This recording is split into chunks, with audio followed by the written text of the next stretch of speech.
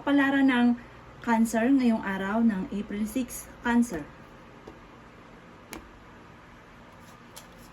Sinasabi po dito na ating tarot card Cancer na maaaring parang naboboring ka na sa trabaho ninyo sa ngayon at nagkakaroon ka ng mga alinlang at nagiging mainitin daw po ang inyo pong ulo.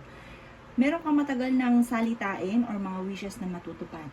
Sinasabi rin po dito na maaaring nalulungkot daw po kayo sa kasalukuyan at nagiging emotional daw po kayo.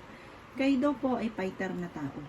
Sinasabi rin po dito na parang may kaibigan ka na parang magsusosyo kayo. May mag-o-offer sa inyo ng sosyo. Sinasabi rin po dito na may problema kang pinagdadaanan sa ngayon, Cancer, tungkol sa usapin ng pera. Pero meron kang hindi rin inaasahan na solusyon tungkol sa pera. Sinasabi rin po dito na maraming misteryo ang darating sa buhay ninyo. Kayo daw po ay masipag at madadagdagan pa ang inyo pong kita.